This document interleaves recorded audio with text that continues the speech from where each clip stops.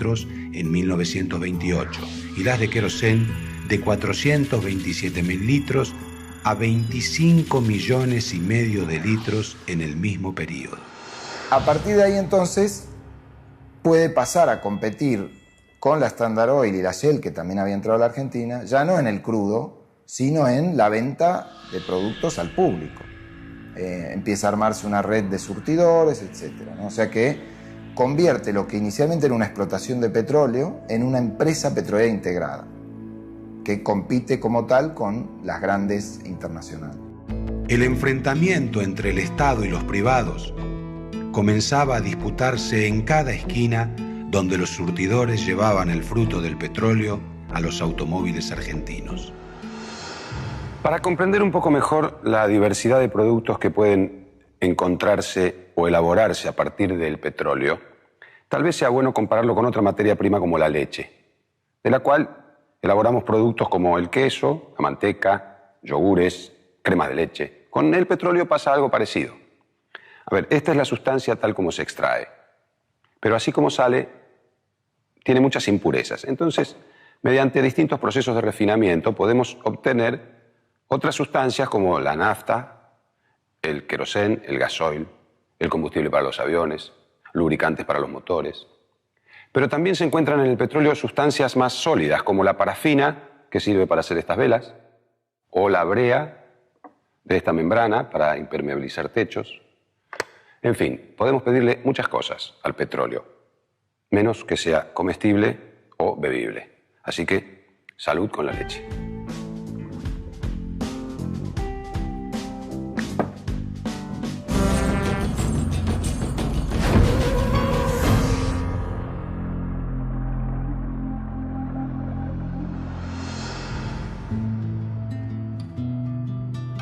Si bien a nivel mundial se descubrieron nuevos yacimientos y el temor al desabastecimiento desapareció, esto provocó un exceso de oferta y una caída en el precio del petróleo.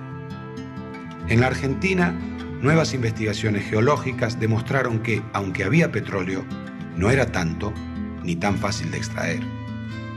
Por otra parte, las privadas habían aumentado su nivel de producción y estaban en conflicto con el Estado, que limitaba su avance.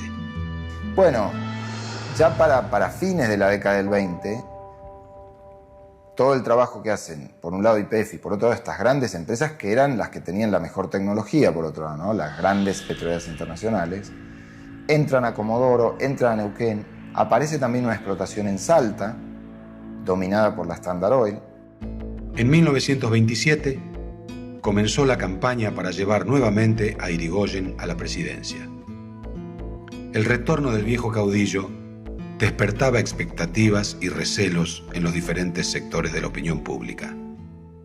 Uno de los ejes del regreso fue la nacionalización petrolera. Alvear impulsaba el esquema de empresas mixtas, defendido por Mosconi, y los irigoyenistas proponían el completo monopolio estatal.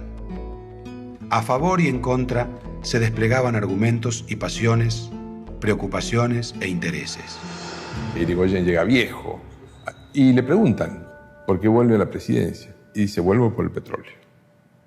Es decir, que Irigoyen define el objetivo de su segunda presidencia por el tema del petróleo. Si viene con un programa revolucionario, si viene viejo, pero venía para ganar 3 provincias y tener mayoría en el Senado. Si tenía mayoría en el Senado se acababan las concesiones provinciales, todo pasaba a ser de la nación. Y quedaba un monopolio de YPF, anulando las concesiones que venían de la época de Roque y Avellaneda. En la Cámara de Diputados, el debate se profundizó. Había acuerdo sobre la nacionalización, es decir, que el petróleo fuera del Estado Nacional y no de las provincias. Finalmente, el irigoyenismo, aliado con los socialistas independientes, derrotó a la coalición formada por alvearistas, conservadores y socialistas y logró la aprobación del monopolio estatal. La sanción definitiva del proyecto no llegaría nunca.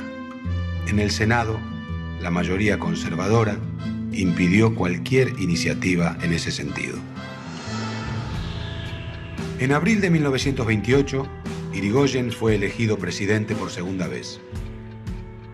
Un año más tarde, llegarían malas noticias del exterior. una brutal caída en la bolsa de Nueva York haría tambalear a la economía mundial. A partir de la crisis financiera, el modelo agroexportador que había ubicado a la Argentina entre los primeros países proveedores de materia prima del mundo entraría en un periodo de decadencia.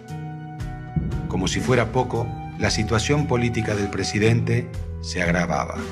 Con casi 80 años, el caudillo radical ya no era el mismo, y la situación de la Argentina y el mundo eran muy diferentes a los de los años de su primera presidencia. Mientras tanto, la relación entre Irigoyen y Mosconi no era buena. Mosconi era un ícono del nacionalismo petrolero, pero era también un funcionario identificado con Alvear.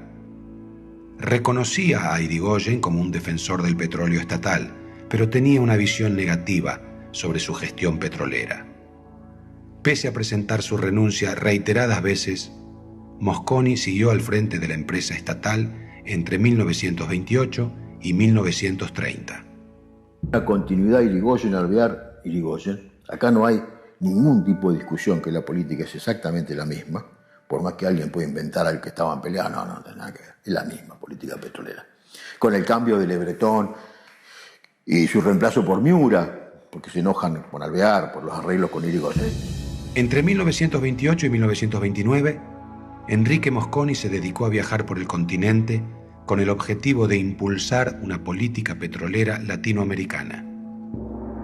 Así nacieron a imagen y semejanza de YPF, ANCAP en Uruguay, Yacimientos Petrolíferos Fiscales Bolivianos, Petrobras en Brasil y Pemex de México. Su prolífica trayectoria y una conducta ejemplar le otorgaron un prestigio internacional no siempre valorado fronteras adentro. En septiembre de 1930, el gobierno de Irigoyen finalmente cae.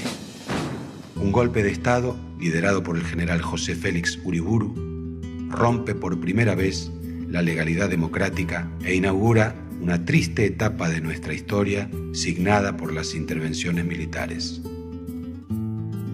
El irigoyenismo denunció las relaciones entre los golpistas y los intereses petroleros, especialmente la norteamericana Standard Oil. Se esperaba que Uriburu favoreciera a los intereses extranjeros y dejara de lado el proyecto de nacionalización y monopolio petrolero. A pesar de que estos vínculos existieron, no hay pruebas de una participación decisiva de las petroleras internacionales en el golpe. Mosconi fue una de las primeras víctimas políticas del gobierno de Uriburu. Se le inició un sumario por la supuesta aplicación indebida de fondos de YPF y después fue enviado a Europa en misión profesional. Cuando volvió, ya bajo la presidencia de Agustín P. Justo, fue nombrado director de tiro y gimnasia del ejército. En 1933 se retiró del ejército. Poco después publicó su libro El petróleo argentino y la ruptura de los trusts petrolíferos inglés y norteamericano el 1 de agosto de 1929, donde por última vez levantaba las banderas antitrust. Murió en Buenos Aires el 4 de junio de 1940. Tenía solo 9 pesos en su cuenta bancaria. La gestión petrolera de Uriburu nacía sospechada. La presencia en su gabinete de figuras vinculadas a intereses extranjeros hacía pensar en una política más favorable a estas compañías. Había expectativas de que se revirtieran las políticas nacionalistas de Alvear e Irigoyen y se habilitara nuevamente la libre explotación y comercialización. Entonces hay una expectativa de que no solamente esa idea del monopolio estatal va a desaparecer, sino de que Uriburu va a ir en contra de YPF y va a dar más posibilidades a las empresas privadas para que entren en esas reservas estatales, en Comodoro, en Winkle. Eso no sucede, porque si bien Uriburu tenía esos vínculos, también era muy nacionalista. Uriburu, rodeado de empresarios de empresas privadas, no puede designar al frente de YPF a alguien que la destruya, sino que las Fuerzas Armadas y al pueblo le dicen, no, YPF ya está, no se toca. Si bien el gobierno de facto enterró definitivamente el proyecto irigoyenista de nacionalizar y monopolizar el petróleo, YPF seguía creciendo como empresa. En febrero de 1931 firmó un contrato de exploración y explotación con la provincia de Mendoza y se decretó una zona de reserva que ocupaba la mitad occidental de la provincia. En Salta, la Standard Oil intentó una operación similar, pero fracasó, en parte porque las autoridades de YPF se opusieron. En Salta, el desarrollo inicial del petróleo lo hizo la Standard Oil, que además tenía pozos en Bolivia en el mismo yacimiento, o sea, divididos por un límite, pero entonces ya sabía que ahí había petróleo, hizo acuerdos con el gobierno salteño y empezó a desarrollar la explotación. En noviembre de 1931, la Standard Oil y el interventor provincial firmaron un contrato que incluía un pago de regalías del 10%. Las autoridades de YPF atacaron el contrato y lograron que Uriburu y su gabinete lo anularan. Sin embargo, las privadas siguieron creciendo. Finalmente, agobiado por la crisis, Uriburu debió llamar a elecciones en 1932 y entregó la presidencia al general Agustín P. Justo. Para entonces, y a pesar de los vaivenes políticos y económicos, la organización petrolera estatal estaba consolidada. Cumplía 25 años y producía alrededor de 100 millones de pesos, el 2% del Producto Bruto Interno argentino. Con el nuevo gobierno terminaba la etapa en la que los militares ocuparon las posiciones más importantes en YPF. Llegaba la hora de los ingenieros. En los años 20, el automóvil dejó de ser un artículo de lujo y mucha más gente pudo acceder a él. El auto más popular de la época era un Ford Modelo T como este. Con 1 litro de nafta podía recorrer 5 kilómetros.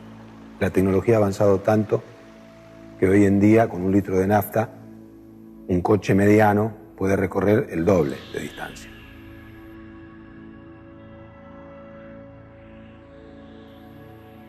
La energía ya estaba contenida en el combustible. La tecnología contribuyó a aprovecharla mejor.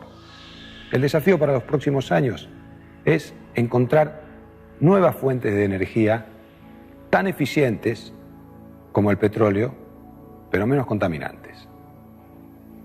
Hasta la próxima.